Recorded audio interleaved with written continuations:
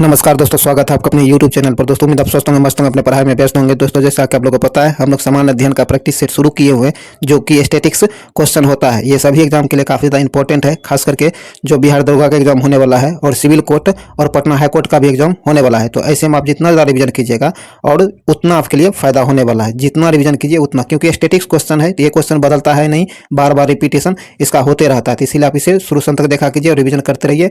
और इस वीडियो को लाइक शेयर जरूर कर दीजिए। अभी तक आप हमारे चैनल को सब्सक्राइब नहीं किए तो सब्सक्राइब करके घंटी दबा लीजिए, ताकि आने वाली वीडियो का नोटिफिकेशन आपको आसानी से मिल सके। और इसका पीडीएफ अगर आपको प्रैक्टिस के लिए चाहिए तो आप हमारे टेलीग्राम ग्रुप से जुड़िए, वहां आपको पीडीएफ और महत्वपूर्ण जानकारी उपलब्ध कराई जाती है। उसका लिंक आपको डिस्क्रिप्शन में दे दिया गया है। और इससे पहले जितने भी इसका सेट कराया गया है, अगर नहीं देख पाए तो उसके प्ले लिस्ट का लिंक जो है डिस्क्रिप्शन में दे दिया गया है, तो उसे भी जाकर जरूर देखें और हमारे चैनल से बने रहिए। चलिए, ज़्यादा टाइम नहीं गवाते, इस वीडियो को शुरू करते हैं। तो आइए टेस्ट नंबर 40 का पहला क्वेश्चन देखते हैं। कहता है कि निम्नलिखित विचारकों में कौन एक विचारक महिला समानता में विश्वास नहीं रखते थे। तो इसका सही आंसर हो जाएगा आपको अरस्तु और हेगेल। ये दोनों जो थे आपको महिला समानता में विश्वास नहीं रखते थे। बी नंबर से आंसर हो जाएगा। आगे कहता है योगाचार दर्शन। क्या है? योगाचार दर्शन संबंधित है। तो योगाचार दर्शन जो आपको बौद्ध धर्म से संबंधित है। किससे? बौद्ध धर्म से संबंधित है। डी नंबर से आंसर हो जाएगा। चलिए आगे है।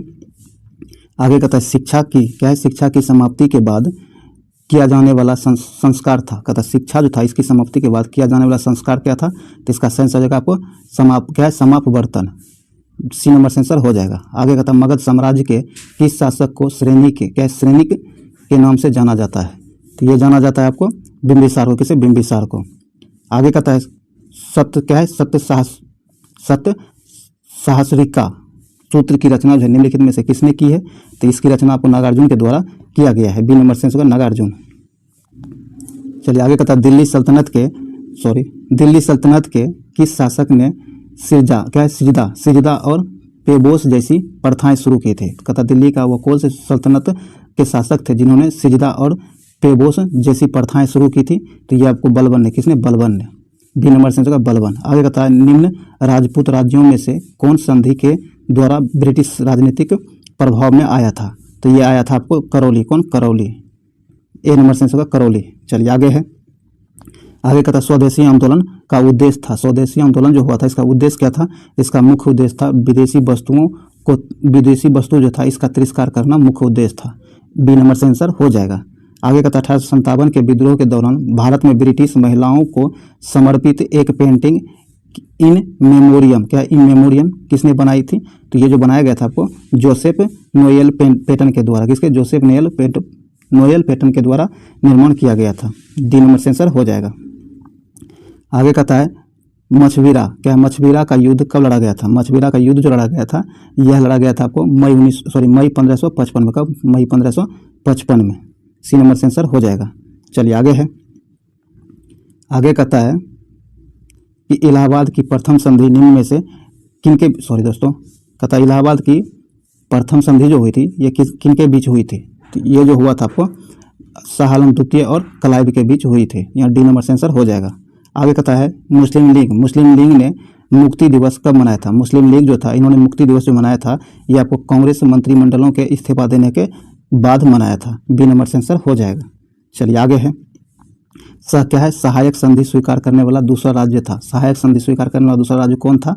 तो ये था आपको मैसूर। कौन? मैसूर। ए नंबर से आंसर होगा मैसूर। आगे कहता है नवक लेबर उत्सव किस राज्य से संबंधित है? तो ये जो है आपको ओडिशा से संबंधित है। किससे? ओडिशा से संबंधित है। डी नंबर से आंसर होगा ओडिशा। चलिए आगे है। कहता है प्रोग्रामिंग, क्या है? प्रोग्रामिंग लैंग्वेज जावा। कहता प्रोग्रामिंग लैंग्वेज जो है जावा का आविष्कार डैश के द्वारा किया गया था। तो इसका निर्माण जो किया गया था वो जेम्स गोलिसिंग के द्वारा किया गया था। ए नंबर से आंसर हो जाएगा। आगे कहता है वाडालाचा लादर्रा जो है किस राज्य केंद्र शासित प्रदेश के बीच स्थित है? तो इसका सही आंसर जो होगा ये आपको हिमाचल प्रदेश होगा। क्या? हिमाचल प्रदेश। डी नंबर से आंसर हो जाएगा। आगे कहता है निम्न में से दक्षिण अफ्रीका की प्रशासनिक राजधानी कौन सी है? दक्षिण अफ्रीका की प्रशासनिक राजधानी कहाँ है? तो ये आपको प्रिटोरिया। कहाँ? प्रिटोरिया में है। डी नंबर से होगा प्रिटोरिया। चलिए आगे है। तथा उमियम झील निम्नलिखित में से किस राज्य में स्थित है? उमियम झील जो है ये आपको मेघालय में स्थित। कहाँ? मेघालय में स्थित है। आगे कहता है सूक्ष्म जीवों के उपयोग द्वारा धूल और समुद्र के उन क्षेत्रों का जो कीटनाशकों, तेल और विलायकों द्वारा प्रदूषित हो गए हैं, उपचार करने की प्रक्रिया जो है क्या कहलाती है? इसकी उपचार करने की प्रक्रिया क्या कहलाती है? तो ये जो है आपको जैविक उपचार कहलाता है। क्या होता है? जैविक उपचार कहलाता है। डी नंबर सेंस होगा जैविक उपचार। चलिए आगे है, कहता है रबर और सिंको क्या है? रबर और सिंकोना किस प्रकार की वनस्पति है? रबर और सिंकोना जो है यह किस प्रकार की वनस्पति है? तो आपको उष्णकटिबंधीय सदाबहार वनस्पति है। ए नंबर सेंसर हो जाएगा। चलिए आगे है, आगे कहता है निम्न में से कौन सा बंदरगाह एक ज्वारीय बंदरगाह है? कहता है निम्नलिखित में से वह कौन एक सा बंदरगाह है जो ज्वारीय बंदरगाह है? इसका सही आंसर होगा कांडला बंदरगाह जो है आपको ज्वारीय बंदरगाह है। सी नंबर सेंस होगा कांडला। आगे कहता है एलबुर्ज, एलबुर्ज पर्वत श्रेणी किस देश में स्थित है? एलबुर्ज पर्वत श्रेणी जो है ये आपको ईरान में स्थित, कहाँ? ईरान में स्थित है। डी नंबर सेंस होगा ईरान। आगे कहता है कि निम्नलिखित में से किसे जापान का पिट्सबर्ग कहा जाता है? कहता है निम्नलिखित में से जापान का पिट्सबर्ग किसे कहा जाता है? तो ये आपको यावाटा, किसे? यावाटा को कहा जाता है। डी नंबर सेंस होगा यावाटा को। आगे कहता है फारस की खाड़ी एवं ओमान की खाड़ी कि जो फारस की खाड़ी और ओमान की खाड़ी जो है इसे जोड़ती है, कौन जोड़ती है? तो इसका सही आंसर हो जाएगा आपको ये हारमुज, क्या है? हारमुज जल संधि जो है फारस की खाड़ी और ओमान की खाड़ी को जोड़ती है, हारमुज जल संधि। डी नंबर सेंसर हो जाएगा। आगे है, कहता है निम्न में से कौन सा देश क्या है? निम्न में से कौन सा देश कनाडा क्या है? एसकेडी क्या है? निम्नलिखित में से वह कौन सा देश है जो एसकेडी नेवियाई देश के अंतर्गत नहीं आता है? तो इसका सही आंसर हो जाएगा आपको यह आयरलैंड, आयरलैंड नहीं आता है। सी नंबर सेंस होगा आयरलैंड। आगे कहता है कोई वस्तु सफ़ेद रंग की इसलिए दिखाई देती है क्योंकि, कहता है कोई वस्तु जो है सफ़ेद रंग की दिखाई देती है इसलिए क्योंकि वह जो है सभी रंगों के, सभी तरह के रंग को परावर्तित कर देता है। ए नंबर सेंसर हो जाएगा। चलिए आगे है, कहता है पूर्ण आंतरिक परावर्तन की घटना कब संभव होती है? पूर्ण आंतरिक परावर्तन जो होता है यह घटना कब संभव होती है? जब प्रकाश जो है आपको सघन से विरल माध्यम में जाती है तब। बी नंबर सेंसर हो जाएगा। आगे कहता है दाब के बढ़ने से ध्वनि की चाल, दाब के बढ़ने से ध्वनि की चाल पर क्या प्रभाव पड़ता है? तो ध्वनि की चाल जो है वो परिवर्तित रहता है। क्या? वो परिवर्तित रहता है। डी नंबर सेंसर को वो परिवर्तित। चलिए आगे है, आगे कहता है यदि एक तार की त्रिज्या पहले से आधी कर दिया जाए तो प्रतिरोध पहले से कितना गुना हो जाएगा? कहता है यदि एक तार है उसकी त्रिज्या पहले से आधा कर दिया जाए तो उसका प्रतिरोध कितना गुना हो जाएगा? तो उसका प्रतिरोध जो है 16 गुना हो जाएगा। क्या होगा? 16 गुना हो जाएगा। सी नंबर सेंस होगा 16 गुना। आगे कहता है फ्यूज तार में होना चाहिए, फ्यूज तार जो है इसकी क्या गुणवत्ता होनी चाहिए? तो इसका सही आंसर हो जाएगा निम्न गलनांक होना चाहिए और प्रतिरोध उच्च होना चाहिए। ए नंबर सेंसर हो जाएगा। चलिए आगे है, आगे कहता है निम्न में से कौन एक निम्नलिखित में से कौन एक एकल परमाणुक जो गैस है? कहता है निम्नलिखित में से वह कौन है जो एकल परमाणु गैस है? तो इसका सही आंसर हो जाएगा आपको आर्गन। क्या? आर्गन। सी नंबर सेंस होगा आर्गन। आगे कहता है पॉजिट्रॉन की खोज किसने की? पॉजिट्रॉन जो है इसकी खोज किसने की? तो इसका खोज एडरसन ने, किसने? एडरसन ने किया है। डी नंबर सेंस होगा एडरसन। चलिए आगे है, कहता है रेयॉन निम्न में से किस से निर्मित होती है? रेयॉन जो है ये किस से निर्मित होती है? तो ये आपको सेलुलोज से निर्माण होता है रेयॉन का। सी नंबर सेंसर हो जाएगा। आगे कहता है निम्न में से किसे हॉर्न सिल्वर कहा जाता है? तो हॉर्न सिल्वर जो कहा जाता है ये आपको सिल्वर क्लोराइड को हॉर्न सिल्वर के नाम से जाना जाता है। सी नंबर सेंसर हो जाएगा। चलिए आगे है, कहता निम्न में से अम्ल का प्रयोग, निम्न में से किस अम्ल का प्रयोग पेट्रोलियम के शुद्धिकरण में किया जाता है? तो पेट्रोलियम के शुद्धिकरण में जो प्रयोग किया जाता है वह अम्ल होता है आपको सल्फ्यूरिक अम्ल। क्या है? सल्फ्यूरिक अम्ल। ए नंबर सेंस होगा सल्फ्यूरिक अम्ल। आगे कहता मेढक निम्नलिखित में से किसके द्वारा शोषण करते हैं? मेढक जो है किसके द्वारा शोषण करता है? तो इसका जो सही आंसर हो जाएगा आपको फेफड़ा और त्वचा, इन दोनों से मेढक शोषण करता है। डी नंबर सेंसर हो जाएगा। चलिए आगे है, कहता किस संघ के जंतुओं में जो है पुनरुत्पादन की विशेष क्षमता होती है? तो इसका सही आंसर हो जाएगा आपको इकाइनोडर्मेटा। ए नंबर सेंसर हो जाएगा। आगे कहता है टेकोफेरॉल किस विटामिन का रासायनिक नाम है? टेकोफेरॉल जो है किस विटामिन का रासायनिक नाम है? तो टेकोफेरॉल आपको विटामिन ई का नाम है। किसका? विटामिन ई का रासायनिक नाम टेकोफेरॉल है। चलिए आगे है, आगे कहता है क्या? मुस्लिम समुदाय के लिए पृथक निर्वाचन मंडल का गठन किस अधिनियम द्वारा किया गया था? तो मुस्लिम समुदाय के लिए पृथक निर्वाचन मंडल का गठन जो किया गया था यह किया गया था आपको भारतीय परिषद अधिनियम 1909 में। ए नंबर सेंसर हो जाएगा। चलिए आगे है, आगे कहता है निम्न में से कौन संविधान सभा के मूल अधिकार उप समिति के अध्यक्ष थे? तो इसका सही आंसर हो जाएगा आपको JB कृपलानी। कौन? JB कृपलानी। बी नंबर से आंसर होगा JB कृपलानी। चलिए आगे बढ़ते हैं। आगे कहता है संयुक्त राष्ट्र सुरक्षा परिषद। क्या है? संयुक्त राष्ट्र सुरक्षा परिषद में कितने अस्थायी सदस्य देश हैं? वो अस्थायी सदस्य देशों की संख्या जो है आपको 10 है। सी नंबर से आंसर होगा 10। आगे कहता है भारतीय संविधान का निम्न में से कौन सा भाग संविधान की आत्मा कहा जाता है? भारतीय संविधान की वह कौन सा भाग है जिसे भारतीय संविधान की आत्मा कहा जाता है? तो यह है आपको संविधान की प्रस्तावना को भारतीय संविधान की आत्मा कहा जाता है। ए नंबर से आंसर हो जाएगा। आगे कहता है भारतीय संविधान के किस अनुच्छेद में यह उल्लेख किया गया है कि भारत के प्रत्येक नागरिक को अपनी विशिष्ट भाषा, लिपि एवं संस्कृति को बनाए रखने का अधिकार होगा?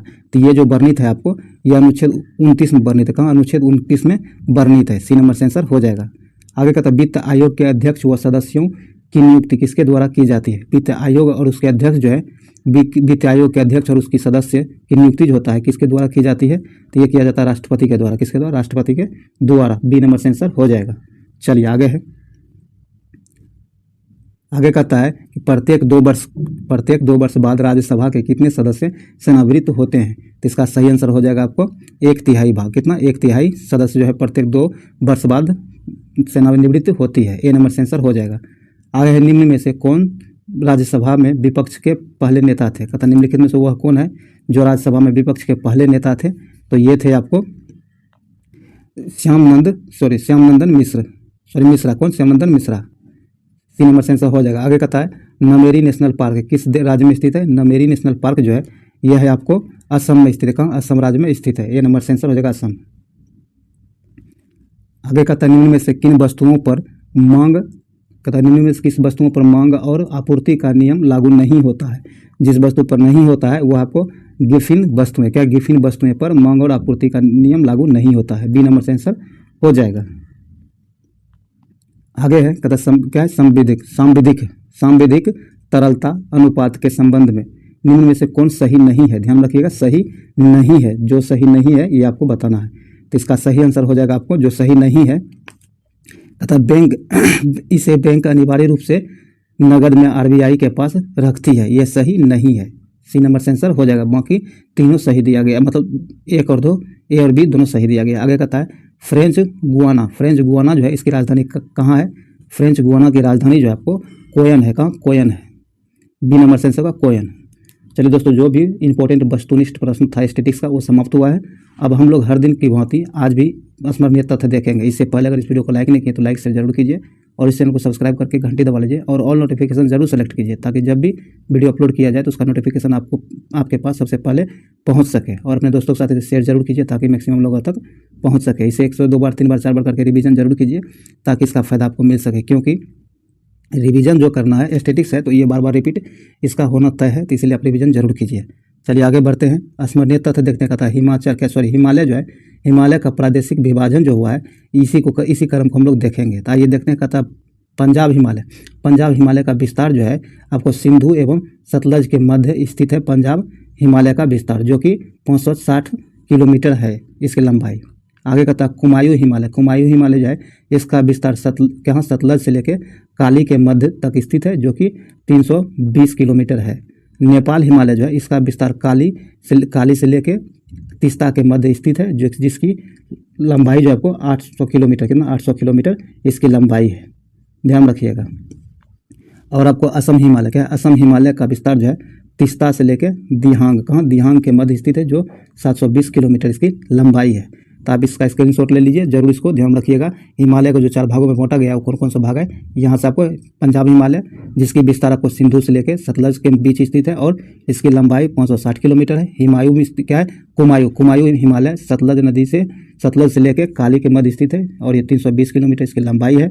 नेपाल हिमालय की लंबाई जो है विस्तार काली से लेकर तीस्ता तक है और 800 किलोमीटर लंबाई है। और असम हिमालय की विस्तार तीस्ता से लेकर दिहांग के बीच स्थित है और 720 किलोमीटर इसकी लंबाई है। तो ये काफ़ी ज़्यादा इंपॉर्टेंट है, जरूर इसे ध्यान रखिएगा। चलिए आगे बढ़ते हैं। अब आइए हम लोग भारत के कुछ प्रमुख दर्राह के बारे में देखते हैं। दर्रा जो है किस राज्य या फिर केंद्र शासित प्रदेश में स्थित है इसे हम लोग देखेंगे। जो जिला दर्रा लद्दाख में है। काराकोरम दर्रा ये आपको जम्मू कश्मीर में है।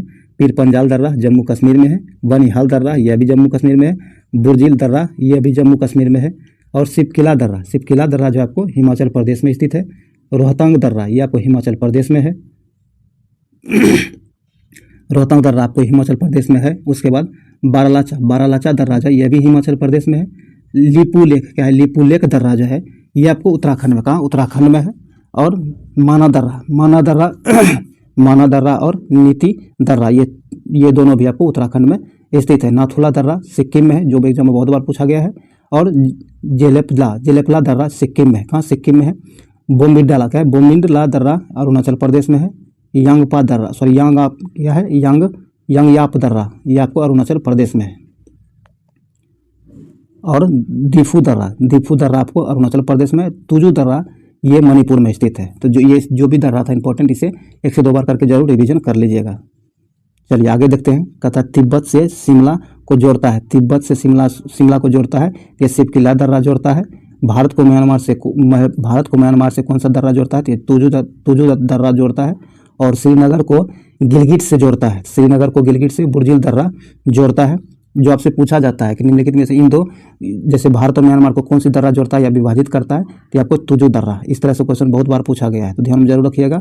भारत का सबसे ऊंचा दर्रा आपको काराकोरम दर्रा है। विश्व की सबसे ऊंची चोटी माउंट एवरेस्ट है। भारत की सबसे ऊंची चोटी माउंट एवरेस्ट है। भारत की सबसे ऊंची चोटी आपको गॉडास्टिन जिसे K2 के नाम से जाना जाता है। हिमालय की सबसे ऊंची चोटी श्रेणी जो है आपको हिमाद्री है, और ये से बेद हिमालय के नाम से भी जाना जाता है। कामेट नामचा वरवा और नंदा देवी कंचनजंगा ये जो है आपको इसी श्रेणी के अंतर्गत आता है। किस श्रेणी के अंतर्गत आता है? तो ये जो आता है ये आपको हिमालय श्रेणी के अंतर्गत आता है, ध्यान रखिएगा। आगे कहता है हिमालय का नवीनतम भाग जो है शिवालिक है। क्या है? शिवालिक है। हिमालय उदाहरण है नवीन बलित पर्वत का उदाहरण हिमालय है। और अरावली की सबसे ऊंची चोटी गुरु शिखर है, जिसकी ऊंचाई आपको 1722 मीटर है। उत्तर भारत को दक्षिण भारत से अलग करता है। उत्तर भारत जैसे दक्षिण भारत से कौन अलग करता है? तो विंध्याचल पर्वत अलग करता है। विंध्याचल पर्वतमाला जो है उत्तर भारत को दक्षिण भारत से अलग करता है। मैकाल पहाड़ी की सबसे ऊंची चोटी कौन सी है? तो मैकाल पहाड़ी जो है इसकी सबसे ऊंची चोटी अमरकंटक है। क्या है? अमरकंटक है। नर्मदा नदी, सोन नदी, महानदी अमरकंटक से ही निकलती है, ये भी ध्यान में रखिएगा। काफ़ी ज़्यादा इंपॉर्टेंट है। उम्मीद है इससे आपको बहुत ज़्यादा बेनिफिट मिला होगा। अगर आपको लगता है कि आपके लिए यूजफुल है तो इसे लाइक शेयर जरूर कर दीजिए। और अभी तक इस चैनल को सब्सक्राइब करके घंटे दबा लीजिए, ताकि आने वाली वीडियो का नोटिफिकेशन आपको आसानी से मिल सके। तो चलिए हम लोग ज़्यादा टाइम नहीं गवाते हैं, इस वीडियो को ही समाप्त करते हैं। मिलते हैं अगले वीडियो में, तब तक के लिए जय हिंद।